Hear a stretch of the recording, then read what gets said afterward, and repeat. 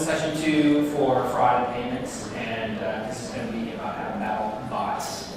And this is Neil, and he has a very long career, 25 years, working in cybersecurity and InfoSec and big data, and so he is going to moderate a panel with Howard. And please welcome questions, and then we're going to run for about 35-40 minutes, and then we'll have a break. So we'll get caught up after this session. Thanks. Welcome. Good afternoon. Oh, that's loud. Thank you. Good afternoon. I'm going to chat a little bit about how to win the battle with bots. Before I hand it over to Howard to share his real-life experiences, I want to give you a little update on what's been happening while we've all been on Zoom calls with the COVID pandemic over the last couple of years. It's been a nasty couple of years as it relates to bots, where it's pretty well known that the majority of the traffic that you get on your internet isn't real. It's automated, it's synthetic bots. So they do bad things. They scrape your websites, they abuse your logins, they wash credit cards, they commit acts of fraud, all those different types of things, and it's getting worse and worse because as people put up more defenses, the bot operators get smarter. And what we're seeing is, surprisingly, a lot of this stuff comes out of the sneaker bot community. People really want their Yeezys, their Nikes, all those types of things, but that technology is so smart and so accessible that they take those same bots that have been created for trying to hoard inventory and use them to commit fraud, steal credit cards, all those types of things, and commit billions of dollars in fraud. So all the innovation that's coming from the sneaker bot community is starting to proliferate across all these industries. And there's really 3 major trends that are impacting the last couple of years. The first one is they've gotten really, really stealthy because of the services and the tools that are available that weren't available even a few years ago. So the name of the game is to try to make your bot look as human as possible so that you can evade detection. So things like residential proxy services, which are very, very cheap and accessible, means that you can't block using IP addresses like you could in the past.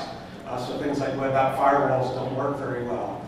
Other things that were really good for developers, so open source tools like Playwright, Puppeteer, things people use to test their websites, you put them in the wrong hands, and now the fraudsters use those same tools to automate and abuse websites as well. There's a whole community out there that try to figure out how to work their way around your defenses.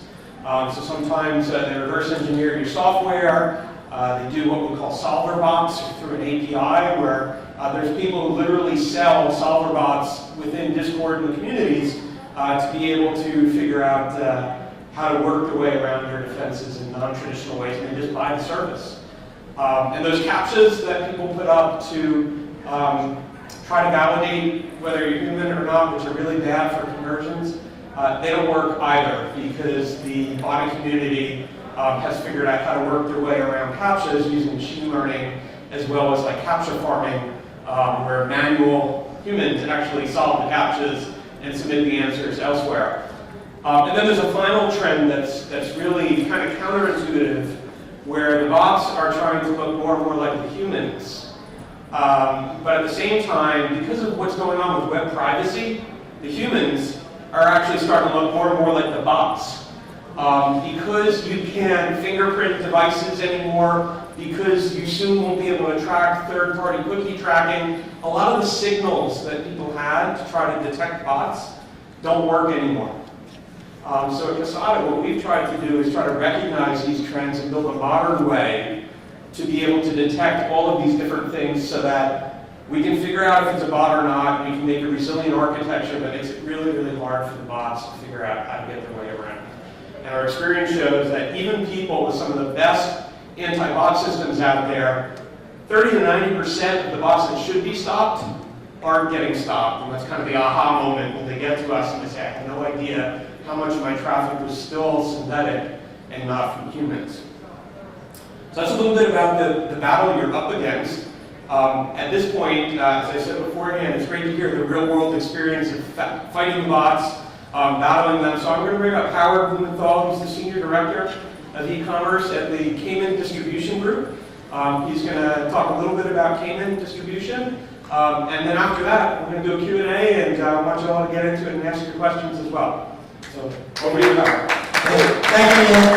Thanks, everyone. Boy, that sounds loud.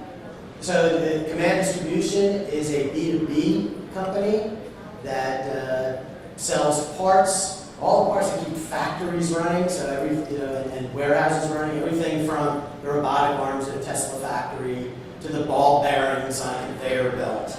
We service and provide repairs and parts for those, but we also have engineering services that design those systems, maintenance programs to keep them, using things like IoT, so the parts themselves tell us when they're starting to fail, so we can go in and do those replenishment.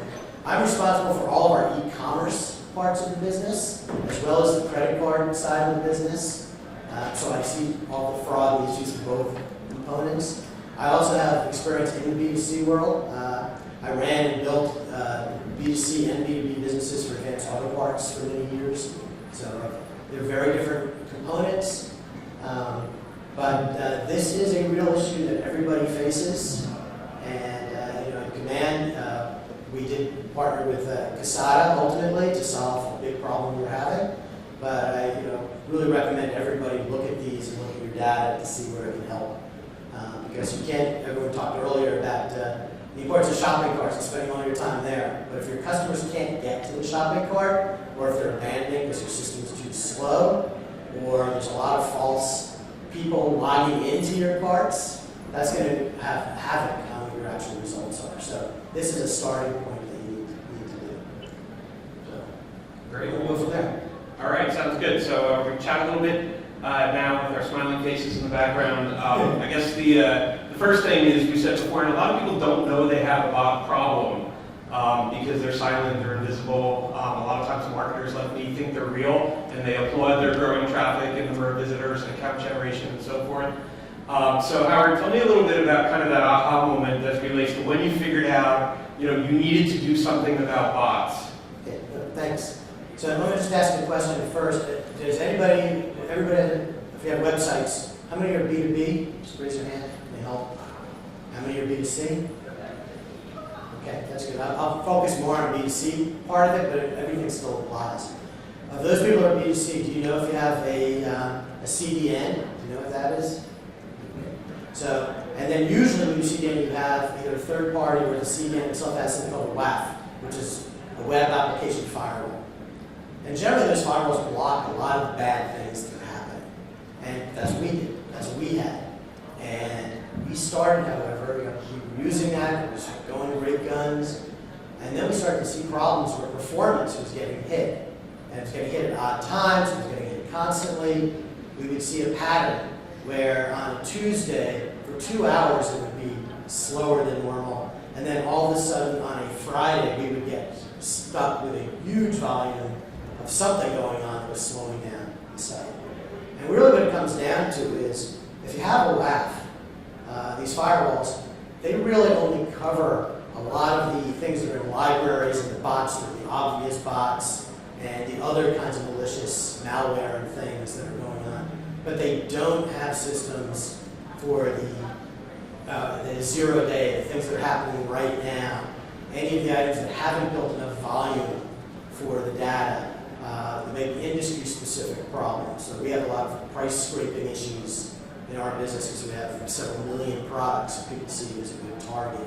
We have a lot of government contracts, and a lot of countries see us as a good target. So what we really need is another solution.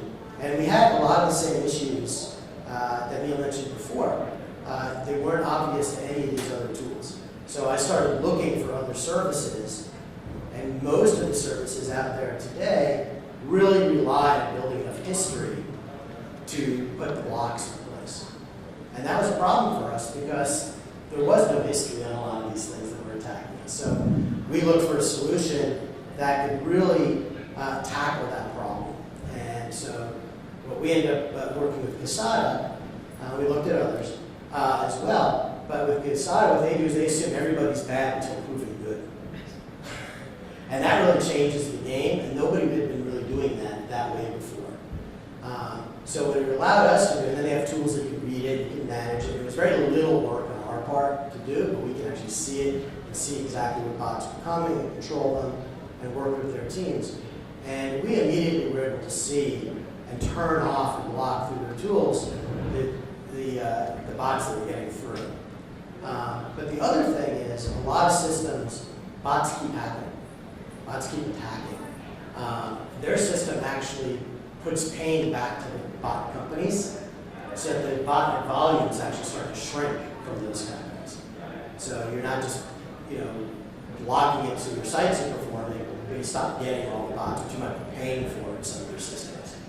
So with that, what we found was the ones that were attacking us on a regular basis, they were scrapers, international scrapers that were trying to do price competition. A lot of denial of service attacks. They were just trying to slow the system down, either for competitive reasons or because we were a target and they were trying to infiltrate us for other things. We found the biggest bots that attacked us at that time when we started were ones that were pretending to be Google bot. So they looked just like the good Google bots, but they weren't. And they were able to block those. But those things changed and we came up with it. So that's how we started, and we were very happy, and we've kept with it. We certainly have other issues I can talk about since. I mean, you hit a couple of interesting topics there. Maybe you can talk a little bit about kind of resources and time and so forth, right? I know you were implementing anti-bot systems for the first time and how to WAF beforehand, but what does it look like in the world of Kaman distribution, and what does it take, or what do you think it would take, to manage bots and so forth? So, again, I'd say a couple things. One is we didn't get rid of the old system. So this is a layered effect. So you keep your WAF, you keep your others, and whatever's blocked by those, let them block it. Obviously you can manage those too. But then that rest of that traffic that we need to go through then goes to the bot management. And that way you're minimizing your costs, you're keeping controls over it, you're already leveraging all the tools that are out there. So now you can really focus on what you're getting through. In terms of us, we did not add a single piece of headcount to it. It was very easy, light to implement. We actually turned on the systems, with testing.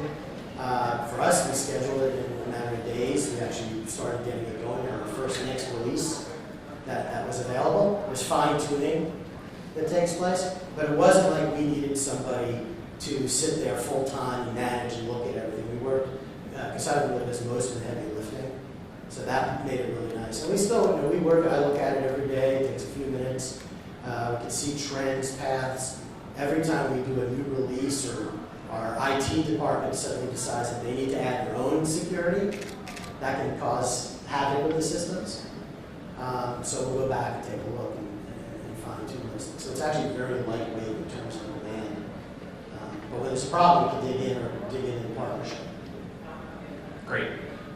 When we were chatting before this, Howard, you talked about kind of how you manage good bots, and the fact that nobody wants to mess up SEO, the search engine bots, and some of the work you're doing with third parties that needed access to your site. So we focus a lot on the bad bots. There's a lot of good bots as well. So Howard, maybe talk about some of the ways you're dealing with good bots along with bad bots. Yeah, that's great. There are plenty of good bots out there.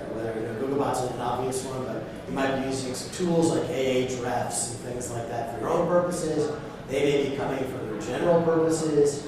And there, you can have good bots that slow down your site. Maybe they're all hitting at the same time. Things like that, which can still slow you down with good activity. Maybe you're using, maybe there's scraping tools that you need to use. Maybe there's maybe you have third parties that need to review your site for where to buy programs with manufacturers or others. So what you can do is you can actually use the tools to throttle that activity. So limit the amount of activity that's coming through at a certain time of day, so that it's not slowing down your systems. Actually, even block them on certain periods of time if you need to. So that's been something that's been very successful for us, is letting the good bots do their work, but controlling it so it's not overwhelming. So I think that's a really important takeaway. Again, the tools allows us to see that, which is great. Great. I remember this morning's session with the CDO talking about optimizing conversions and shopping cart rates and all that kind of stuff.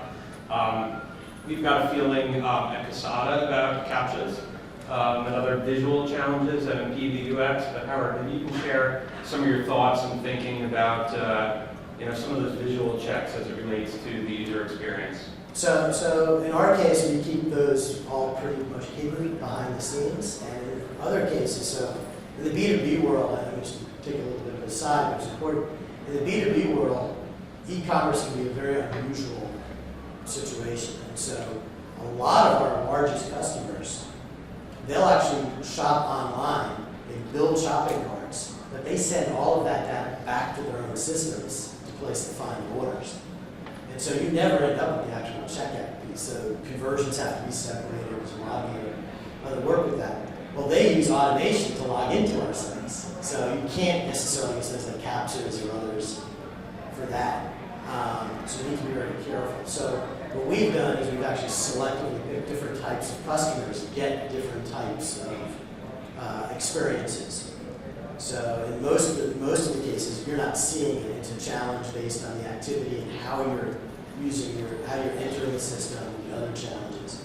In a few cases where we're not sure, we might actually show some sort of challenge. So that's what we've done, is we've been very controlled with those pieces. Great. How about analytics? So like I mentioned beforehand, marketers like me sometimes don't believe the results at first when a lot of the traffic goes away because we're proud of the traffic to grow and so forth. So maybe after implementing an anti-bot solution, can you talk a little bit about kind of the visibility you gained into the business, some of the metrics and decisions you were able to make that you couldn't before from maybe a marketing or a business perspective? Sure. There's a couple of things that I talked about one of these other attacks. So earlier last year, we actually had an attack that we started to see slowing down the site, and within, I'd say about a half hour, there was already a solution in place. We never went down, it was slow for a little bit, came back up. Our competitors were down for an entire week because they got hit with the same attack. They didn't have this, they kind of wait for that. So from a cost standpoint, obviously there's the revenue loss, we understood that, you can measure all of those things. When you're dealing with IT and time frames, I think a lot of people have looked at how performance and what speeds, average page load speeds versus conversion rate. So you can actually build metrics and dollars associated to that. And so we understand what having bots attack us, how does that slow the average rate during that attack? And we can equate that to an impact on actual conversion of dollars. So those are great metrics to measure. You're now not blaming it on IT and saying it's an IT problem, or actually it's a bot problem, and we know exactly the dollar value against that. So that would be a key metric that we put together, is that ratio. Another item is really just, from a conversion rate standpoint. You can actually look at, once you have those bots filtered out, then you're looking at real conversion rates. So what you may have had before was a conversion rate that looked much lower than it should be. So because we can analyze what the bots were before and after, and understand that would have gone through, we can, or if we add a control for a bot, something we thought was a bot or wasn't sure, we could try it, see how that impacts conversion rate overall. So that's another exact issue we're starting to do. It's not about the slowdown, but making sure you're capturing legitimate traffic versus non-violent traffic. So those are really key metrics. Thanks, Howard. You mentioned something about 0 days. Yeah. And I know that means a lot to a lot of people. I'll add a few things about what we've been observing the last couple of months when the internet was grumpy at certain times. But as it relates to 0 days, how do you deal with that? I mean, most people are used to having to say, where's my patch? Where's my rule? Where's my software upgrade? So talk about what that looks like in your systems now. So, there's lots of types of zero-day attacks. So not all of them are about bots. So some do require those softwares and the patches and the other things. If you've done with Log4, that wasn't a bot issue, that was a software issue.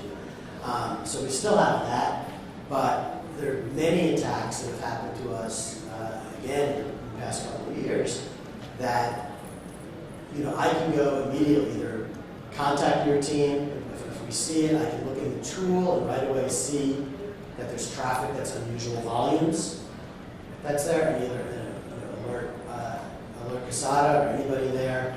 I can start to do some tweaks on our own side, but that's allowed us to immediately put things in place within, again, sometimes it's as quick as a half hour on something, and then we'll take more of the learning time, but it doesn't block all the other traffic.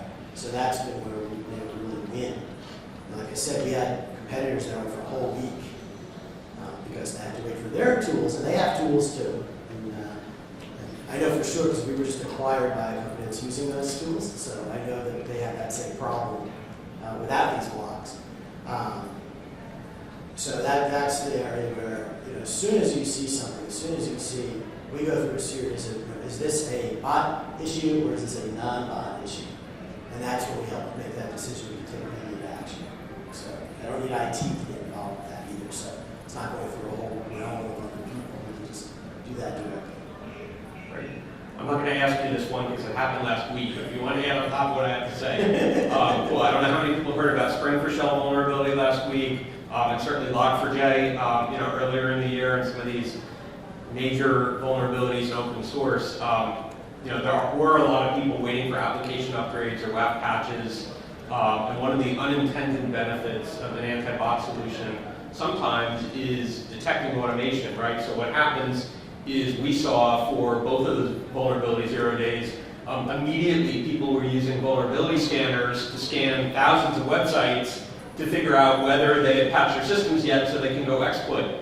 But in the kind of the same way that we're detecting that it's a bot, we're detecting that it's an automated scan and say deny, deny, deny. But we actually saw instances where people were scanning for the exploit before the exploit was public across a sizable amount of our customers. So it's kind of an unintended benefit of kind of handing off from the WAF and picking up the things until you get that patch or you get that software upgrade. Yeah, and I will add to that because we did have that exact experience, and some of the experiences we've had ongoing. Anybody there's tools out there, there are vulnerability tools, there's tools, performance tools like web page test and others, and Google, with Lighthouse and others, added a whole bunch of additional analytics over the last year. And many of those include a list of all your vulnerabilities, as well as your competitors' vulnerabilities. And so we look at that almost every single day because you never know what's going to happen. But when I first saw that, it freaked me out completely. It was like, suddenly I've got all these people that want to attack us, and now they know exactly where the vulnerabilities are. So, and that's exactly what people were doing with these big vulnerabilities. So we definitely experienced that, and that's something that, it's accelerated our patching prioritization, and it's accelerated working, monitoring what we do. So absolutely. I would look into those tools and see what pops up and make sure your IT teams are actually paying attention to those. Because there's sometimes things that they're not have on their radar. But now, as soon as they're listed as vulnerabilities by Google, we know that there's a whole bunch of bad players out there trying to take advantage. Great. So before we open it up for Q&A and any questions you have for either of us, one last question for you, Howard, is people who haven't taken this journey yet, what are your best practices? What are your lessons learned? What would you want to share with them for those just getting started and saying, I think I got a bot problem and I need to do something about it? That's great. Just because somebody says you have protection doesn't mean you do. So look at that, whoever it is that's doing it, if it's not you, really sit down with them and find out what the tools are. And then go, there's lots of companies out there that all do vulnerability tests to see what's out there. That'll help. So I would do that as an action step, and I would really find out exactly what systems you have. Because, again, I would say 9 times out of 10 if you ask, they're going to say, we're fully covered, we've got a WAF, we're protected. And they're mostly concerned, frankly, about their access to their internal server systems. They're less concerned about your websites, typically. So I'd say that's one of the biggest takeaways. Look at the data yourself, make sure you're comfortable. Then get some of those scans done to understand where you're at. Then I'd say understand, what your performance is. That's the other big thing. Is performance is always a critical measurement And if you look at Amazon publishes every year how many milliseconds they've improved each year and how many tens of millions of dollars that's increased in revenue. You know, that's how deep they get into it by millisecond. I'm happy if you got a couple of seconds, that's a good thing. So really look at what is causing the slowdown. That's the other thing, because that's a direct correlation to conversion rate and to customer retention. So that would be the other big takeaway to look at. And then where is that problem occurring? Bots may be part of that, other problems may be part of that. That would be the next one. Thanks, Howard. We're going to open it up to Q&A at this point. We were very deliberate not to talk about all the bells and whistles of Kasada. Tried to keep it on the practitioner side of things. If you want to hear more about it, we've got a kiosk there. We're happy to chat with you this afternoon. We also have a code you can scan. We can run this test at the kiosk as well, but if you want to know if you got a bot problem, scan the code, we'll run a test for you, we'll send a report, and you'll see like 7 or 8 different types of bots, and we'll show you which ones can get through and which ones can't. So with that said, what questions do you have for us with the time we have? We'd love to hear what's on your mind.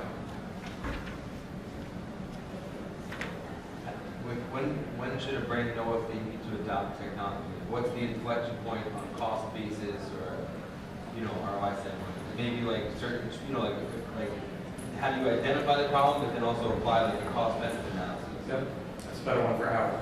Yeah, so going through those scans will help a lot. I mean, again, you can get them from multiple companies, Yeah. but what you're going to get out of that is an idea of volume. That's the key. You're going to get some idea, sense of volume. Because once you've identified where the problems are, you can get a sense of how big that problem is.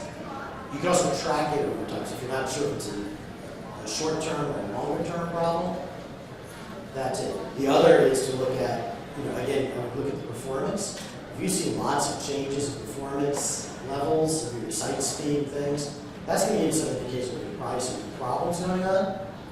So from there, whoever you're talking to, you can, a lot of these systems use volume of traffic that's flowing through or data that's flowing through.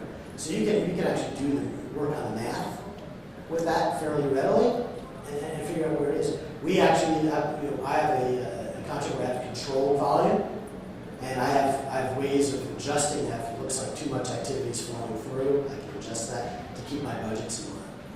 So we can do that as well. That's really helpful. We've also chatted, with some people today, this morning, where some of them have their own on-premise or cloud-based e-commerce platform. Others are built on platforms like Shopify and so forth. So the economics are different depending on whether and which platform you're using, but a lot of times, every time you have to process a request that isn't human, costs you money on your cloud bill or your database bill and all that other If you're stuff. hosting Magento on your own AWS, you get billed for more Exactly. sessions, or you're exhausting your Right. your credits. But then if it's on Shopify, it might just slow down your stores. Exactly. But it hurts Shopify, which hurts. So it depends on the platform, but some of our customers that really benefit from the offload and the cost savings say that, hey, I can justify it on the infrastructure offload, but I get the better protection and the performance. And you may also have partners that either have their own partnership with a company that does this, or they offer a tool that you may not be using. So I would check those out too. The good news is all of them offer some sense of measurement, so you get a feel for whether the value is there. Makes sense, like Cloudflare or Exactly. Okay, that's great. Yes. I run an e-commerce business for a sneaker website, so I'm the very forefront of bots attacking. We feel for you, yes. Yeah. We fight that every day. My main question here is, we notice that bots are attacking us and we post a sneaker. I mean, it just launches, the bots are attacking that specifically. But do you find that bots are just attacking the website as a whole at times too, rather than a specific product?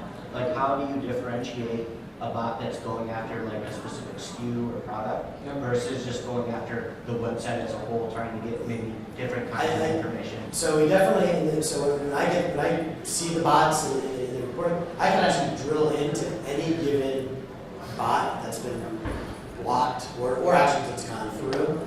And I actually can see exactly where they went on the site, and I can aggregate that.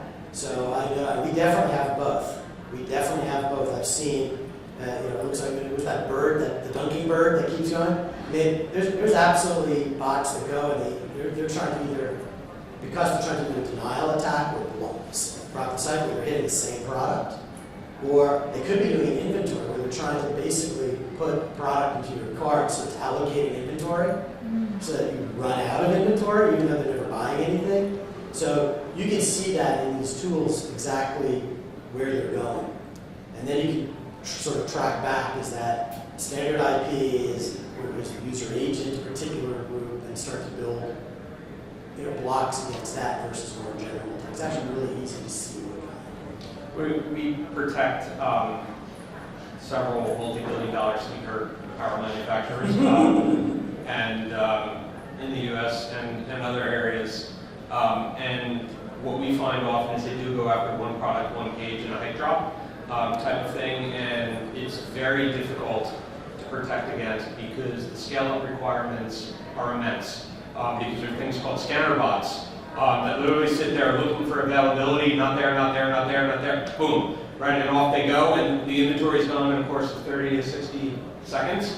And we have some knowledge in the botting communities to understand what techniques they're using to try to automate the checkout and other things and stop that path. So we actually protect whole sites for things like automated fraud attempts and card washing, which happens every now and then, but the height drops for sneakers are a whole different ball of wax that we're intimately familiar with, and if you want to learn more about it, we can chat about that later. Yes?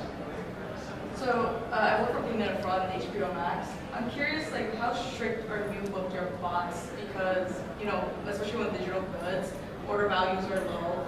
Do you, like, right off the bat, like, kind of block a customer from even, like, signing up for subscription right away? Because you mentioned earlier that you want to make sure everyone's, like, who's a bad customer has to be proved to be good.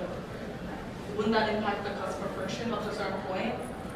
Normally, like, there should be some kind of rule base or some kind of, for just to make sure a customer going through, even if it's a bad customer, we try to let them do first and see to prove them eventually. So it's kind of, it's the opposite of what I've heard from the industry. So I'm curious your opinion. Yeah, so you can talk more to the algorithms and things, but the challenges don't necessarily mean that things aren't getting through. Okay, based on different rules, as we're letting a lot of traffic through, we can, again, we can determine that if there's more bad behavior, but we can also allow rules. So if there's types of customers that don't fit their normal profile, we look at that, we can actually allow those in, and we can monitor those as well. So we do that all the time. We have, with a lot of these companies that we work with, where they're automating to our site, and then it's sending the data back and not using our shopping cart. It's pure automation. So we actually have rules in place that allow that type of automation to completely go through, whereas other types do not. So they allow rules in that. So there's flexibility and customization based on your business model. Yeah, if you want to add to that. Yeah, I guess I'm getting the hook.